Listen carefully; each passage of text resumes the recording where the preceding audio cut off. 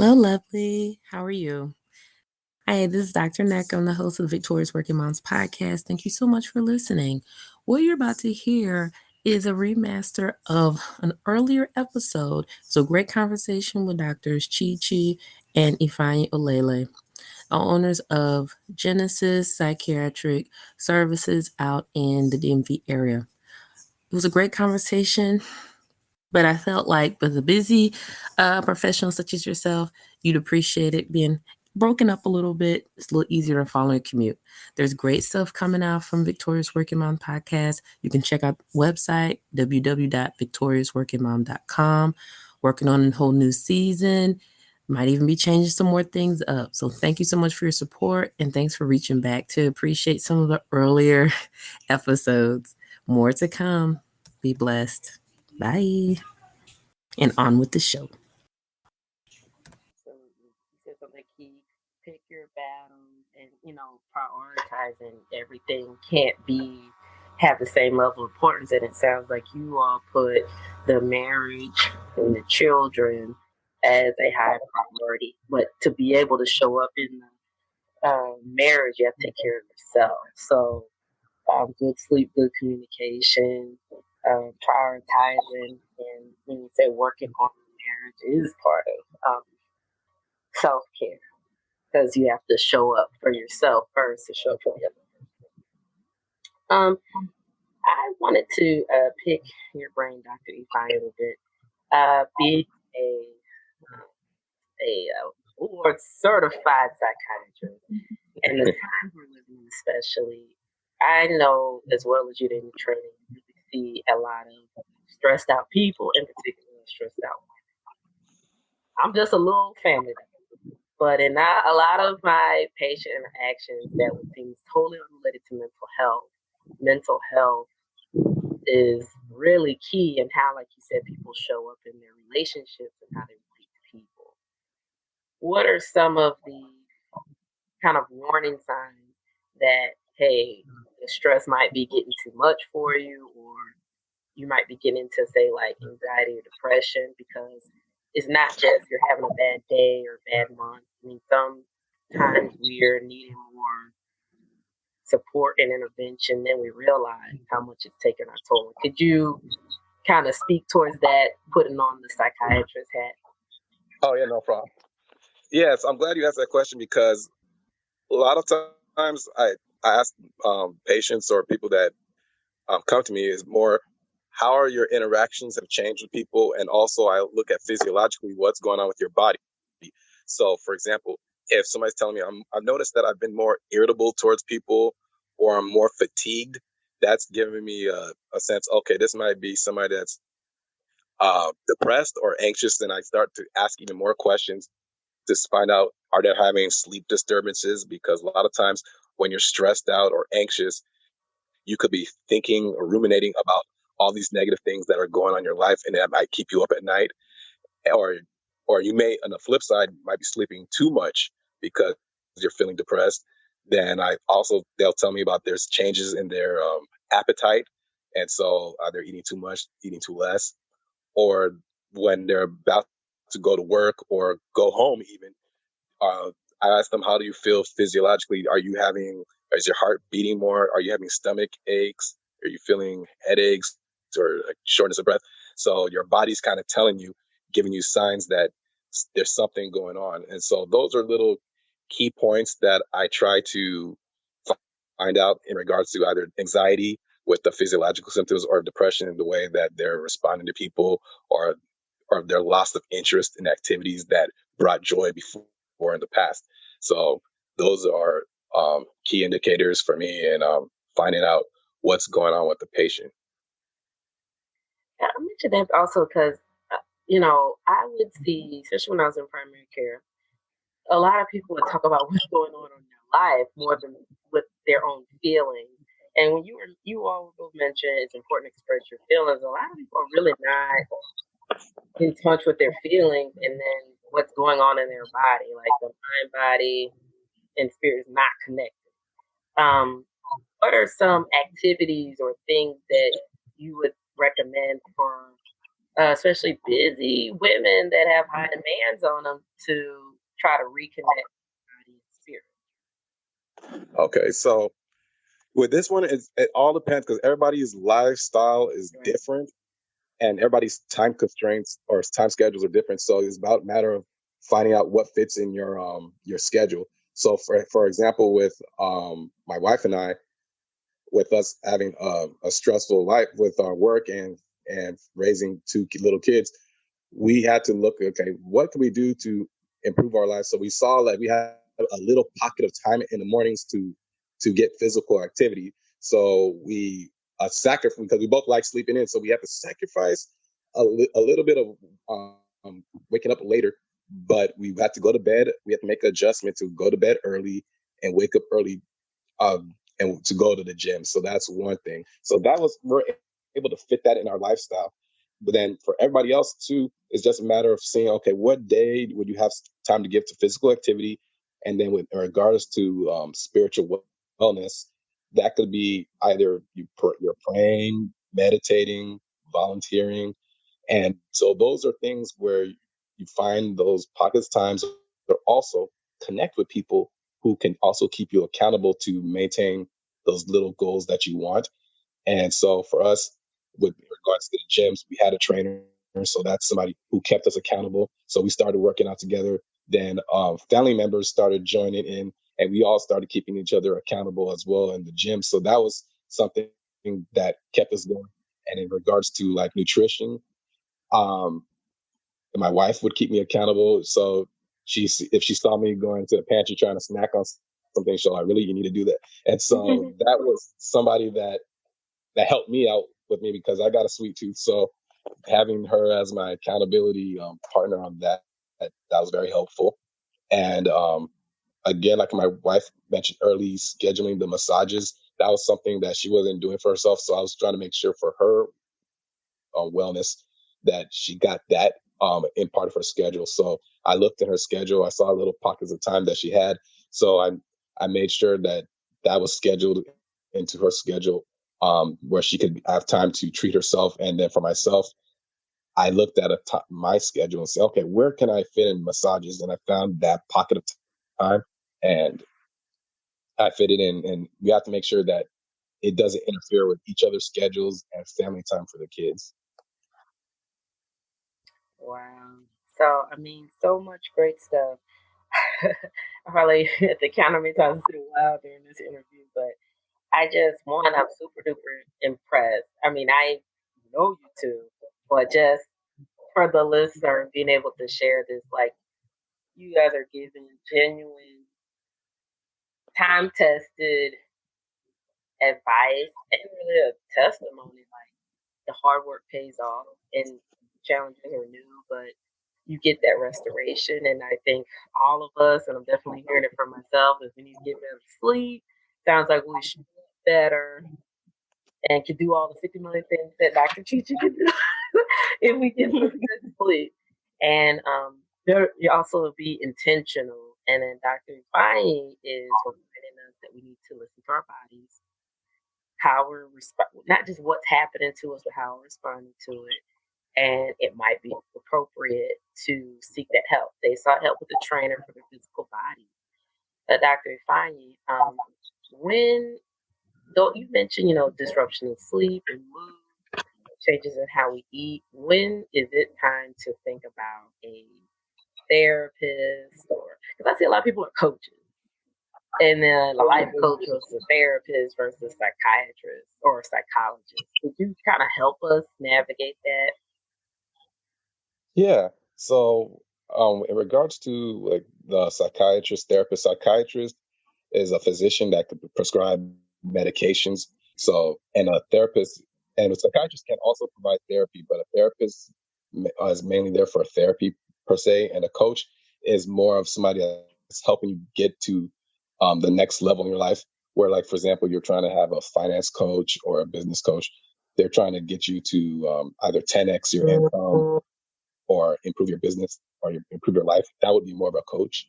But a therapist is somebody that could help you build yourself and help you deal with past hurdles that you had that are deeply embedded with you and is causing impairments in your life. And seeing a therapist would help unravel that and help you see things in another another context. And with the psychiatrists are also able to do what therapists do to provide that emotional therapy, but also we can complement that with medications such as antidepressants or mood stabilizers or antipsychotics, which can help regulate your mood. And in combination with therapy, it has some great benefits for the patient. I think I think you also, just for a person to know, I guess, at what point do they need to see a psychiatrist or see a therapist. And to be honest, I feel like everyone should see a therapist because everyone has something or another, or just things in life that comes their way that they just need a professional to kind of help talk them through it and work with them through it as they navigate that. So that's my personal opinion. And then I believe that if it's getting to the point where someone may need medication to help with what they're going through, then I think that that's the time that they need to look into a psychiatrist. But I just feel like sometimes in society, someone, if it comes up like, oh, you need to, maybe consider a therapist or psychiatrist, sometimes it's looked at like, oh my God, like is this the end? Like, oh, is this like, am I hitting a downward spiral? But, self-care is self-care. And, we have one life to live. So why not make it as enjoyable as possible? And to continue off that, therapy is very beautiful because in the sense that you will deal with things that are uncomfortable, but once you find out the root cause of things, it's going to help somebody ease that stress level very much, because just having somebody that is non-judgmental and able to help you walk through things and seeing things from another perspective and help with your thinking, I think that's a great room for growth. And I think from the patients that have encountered this, it helps them out with their life. But no, definitely make a great point. And because there's no like wellness spectrum, like, okay, I got it together and then I'm a hot mess. We're all on the spectrum.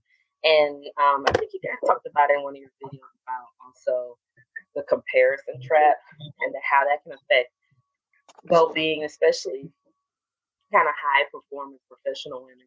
We want metrics. We want to know we're doing this right. And if you're seeing people living their best life on Instagram and then you down to the therapist and taking medication or to contemplating that, it's almost a feeling of failure. Or if you're not #relationship goals, you feel like you failed. Kind of like how you get judged on evaluation, like at a job. And sounds like what you all are saying is very individualized. You have to know yourself, and then start seeking out that help. Yes. Is that all right? Yes. Okay.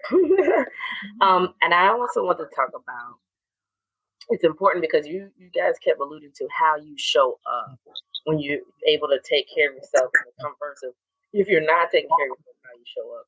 A lot of times the conversation about mental health will start like in new patient appointments or follow-up. For me in primary care is about like, I think I need FMLA. And it's like, why do you think you need Family Medical Leave Act? Because I'm stressed out. I need stress leave. And it's like, that opened the door to start talking about the stress. And sometimes the stress was almost in a way thought distortions. It wasn't necessarily always a job. Sometimes the stress was really coming from home or how I felt about it, or lack of self-care or boundaries. And sometimes it's like, we didn't FMLA at all. We needed to talked about our self-care or how it's manifesting an organic disease. So I just want to reiterate what you all have been saying throughout this interview was really being in tune with yourself. Then you can express yourself clearly to your partner and can work on the plan. But what I also noticed that you two take responsibility for your own self-care. You're just supporting each other, but it's not like, I never heard Dr. Chichi say it's Dr. Ifeanyi's job to make sure I felt okay. And then Dr. Ifeanyi was like, it's Dr. Chichi's job to make sure that. You all take your own responsibility, carry your own load, but you share and understand. And I think that's important for people to know too. We're not responsible for our partner's self-care. They're responsible for their own. But we're responsible for ours. And if probably more we take our self-care, even our sleep seriously, then we can show up with fuller cup and we won't have as much resentment or feel so much conflict outside. So that's important, that chronic stress. So I guess as we've covered a lot of ground, personal backgrounds, actually we need to back up because Dr. Chichi read her receipts and they're long. But Dr. Ifeanyi Olele got some receipts too. And so let me back up and let Dr. Ifeanyi reintroduce himself to you all. He gave us a lot, but he led with the information. We need to make sure we know about who he is. Yeah, thank you for the opportunity. Yeah, so I'm a psychiatrist, board certified psychiatrist here in the DC, Maryland, and Virginia area. Co-owner of Genesis Psychiatric Solutions. Yeah, got to give credit to my wife. Right, that's right. Sorry, Dr. Ifeanyi, go ahead. Yeah, she also does the heavy lifting, so give her that credit. But I'm Nigerian. I'm Nigerian heritage. Grew up in Southern California. I attended University of California, Los Angeles as a psychobiology major. Then I met my beautiful wife at Hampton University, where I was studying for a master's of medical science. Then I attended the Philadelphia College of Osteopathic Medicine, PCOM. And I went to Larkin Community Hospital in South Miami, Florida, where I was a chief resident and was able to practice my psychiatry as a resident. And now I'm back here full circle here in the DMV. I'm practicing and saving lives and improving mental health. And wow. So you have these two kids, y'all living apart. You live to be chief resident? Yes, chief resident. That was like a great experience. And also, like, I forgot to also mention that I also, when I was attending PCOM, I also got a MBA from St. Joseph's University. So yes, indeed. Yeah, so yeah, life it's been busy, but I'm glad I went that route because through that route I made great friends. I through UCLA I became a member of Alpha Phi Alpha Fraternity Incorporated. Through PCOM, participated in SNMA. So all these different stages of my life, I made great relationships, and it helped mold me to be the person I am right now. Absolutely. I mean, such a journey. You got 2 master's degrees, a master's in science. You have an MBA. You went to UCLA. You are a proud member of Alpha Phi Alpha Fraternity Incorporated.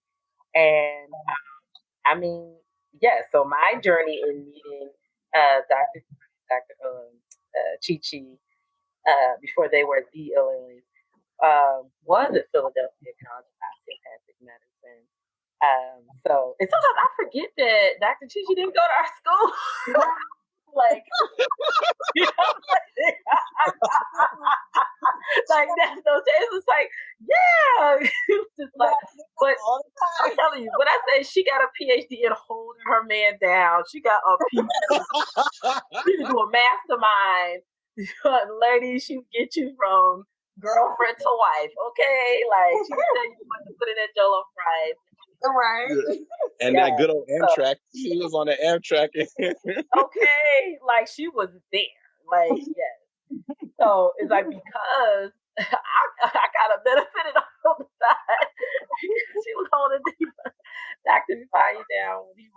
Dr. to be, our friendship got to develop. And it's funny, it's like I went to school with Dr. Ifeanyi, but we're the ones that are closer friends now. Each other's weddings and everything. So I get to say I've seen a front seat of at least part of their relationship and now marriage and family life. And these are genuine people. Dr. Ifeanyi Olele is, he's from Southern California because he is so cool and down to earth. This is the way he talks. That's how he did. It hasn't changed. And so check him out, Genesis Psychiatric Solutions out there in Maryland, because I definitely think he bucks the stereotype about the cold psychiatrist. He is very down to earth, and I really like how he discussed about wellness and facets of wellness. Not just taking a pill is not just the interaction in the mental health encounter, but how you approach your life. And I think that's really important, especially in these times, for people to know. So, Dr. Frank, do you offer telemedicine or telehealth services?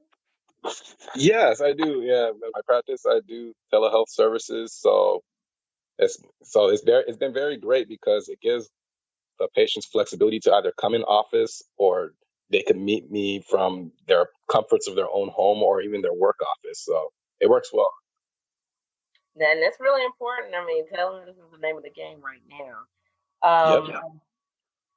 Man, I almost feel like we need to have y'all come back and do a part two. Like, it's so much. I still have more questions, and we definitely make sure that you know how to reach out to both Dr. Chicha and Dr. Ifeanyi. But yes, y'all left us with a lot. They have a lot of expertise on both sides. They're both co-owners of Genesis Psychiatric Solutions. They have been in relationship for over 12 years that have been fruitful with beautiful children. And it's not easy, but they're doing it. Still got time to be involved in a sorority and fraternity too. Yeah. Yep. Man. And I wanted to say just briefly about culture, because obviously you don't know that it plays a role in wellness. And I mean, the three of us are of Nigerian background, and we're all healthcare professionals, and that could be considered a stereotype.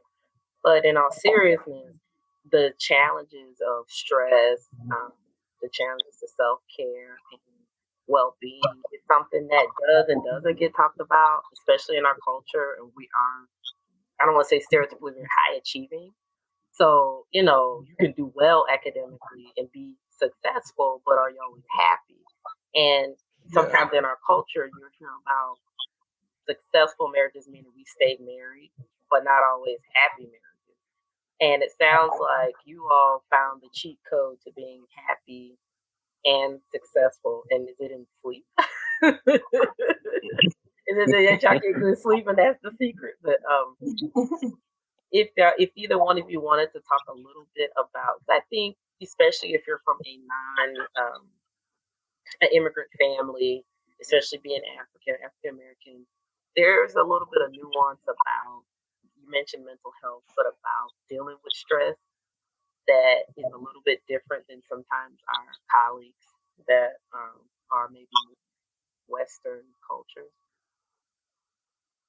Yeah, like growing up in the African community, that's not something that's really talked about as much, because if you say PTSD, OCD, they're like, what is that? And you're like, you could deal with it in African culture. So they're like, or they don't know what depression is. There's like, why are you depressed? You're in America or something like that. So it's more that, it's not saying that like the Nigerian community or African community doesn't experience it. It's not talked about, and it's kind of frowned upon. We're more likely to respond if someone's saying they're diabetic or have asthma or have hypertension, but not in regards to their mental health. So now there's slowly a change in reducing the stigma of mental health in the African community. And so people are seeing the importance of it, and because I think the reason why is people are talking about it, and when you see somebody that you relate to that has it, or it makes it more relatable. So I think that's one of the things in our African community is people are coming out of the shadows and saying, yes, I have depression. I'm getting help and I'm getting better. Just like when Nigerians say they have diabetes, they're like, okay, we got to cut down on jollof rice, so we got to be more physically active. So the community is supportive of that. And so the same thing, it's a slow transition, but it's coming, so people are slowly talking about it. The churches are getting involved. So yeah, we have a lot of work to do, but I'm positive and optimistic about reducing that mental health stigma. Absolutely. And then Dr.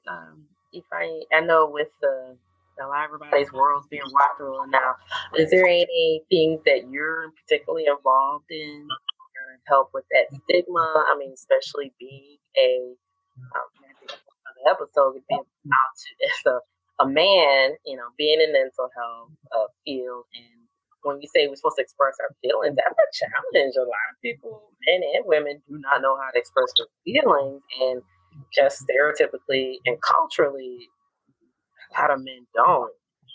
You get to be angry and happy, and that's it.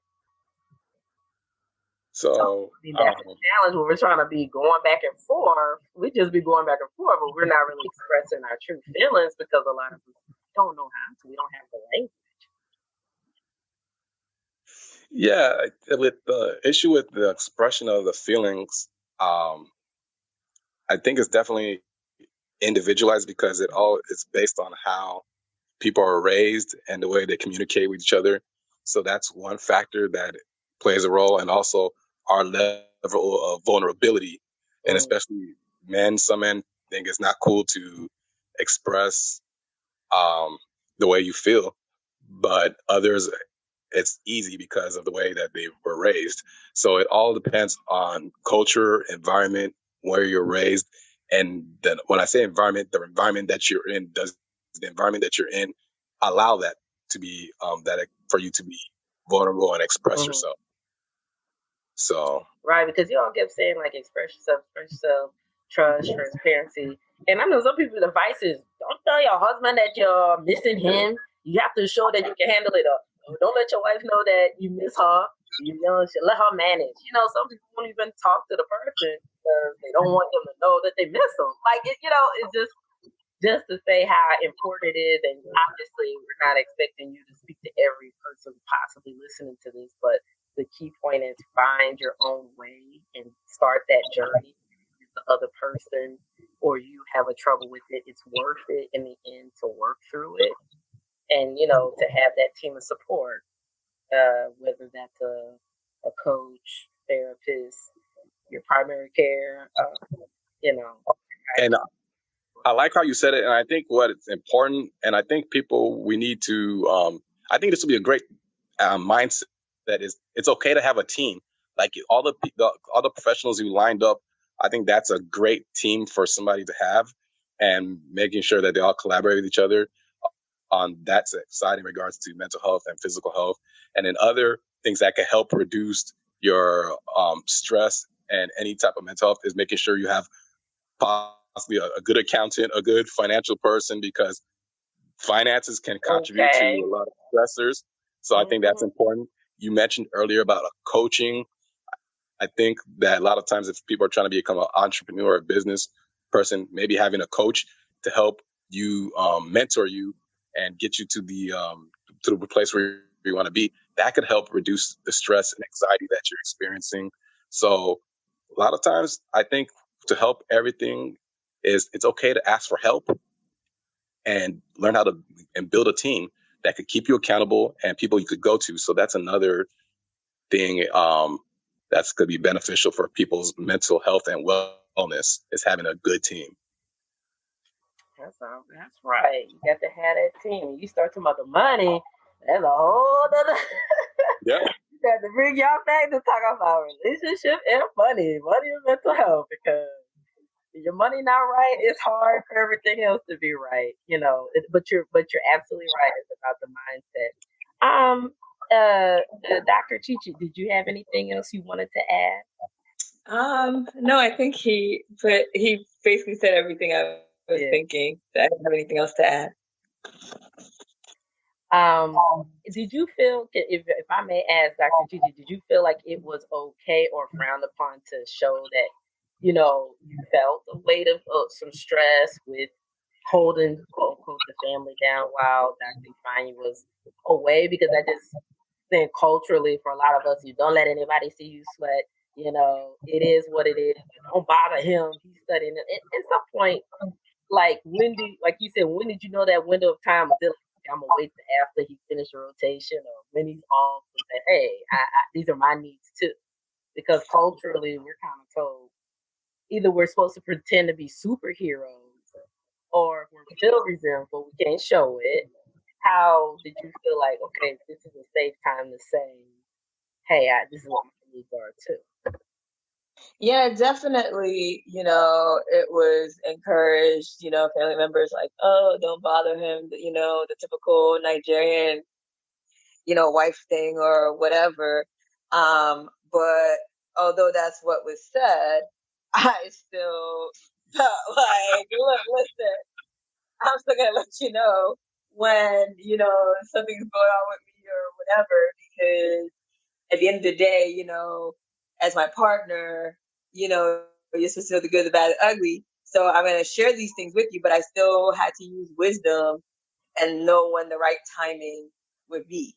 So regardless of, the advice I got about, not, stressing him out or whatever, because I would say, well, not stressing him out. I'm stressed out myself. Like, what do you mean not stressing him out?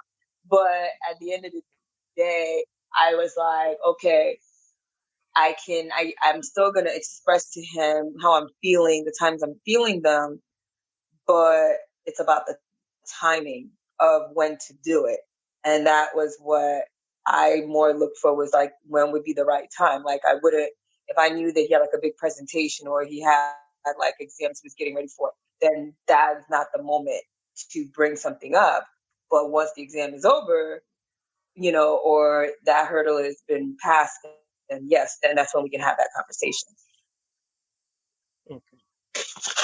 Time is everything. Wow. That I've taken so many notes that I need to read over that I've from this conversation, and I just want to thank both Dr. Chichi and Dr. Ifeanyi Olele for their time, for the gems that they've dropped today, for basically their beautiful story and how it's led into the Genesis Psychiatric Solutions out there in Maryland, 2 locations. They offer telemedicine. You can find them on social media. Check out their YouTube page because they give you more snippets in their own words about their story. And it's very aspirational, but real, relatable.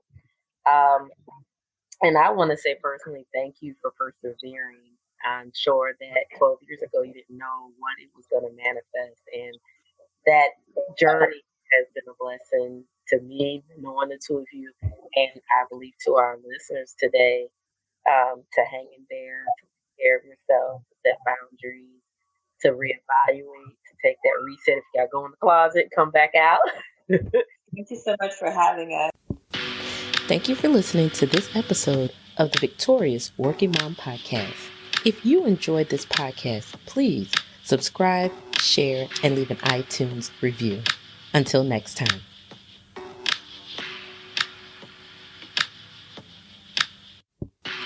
Thank you for listening to this episode of the Victorious Working Mom Podcast. If you enjoyed this podcast, please subscribe, share, and leave an iTunes review. Until next time.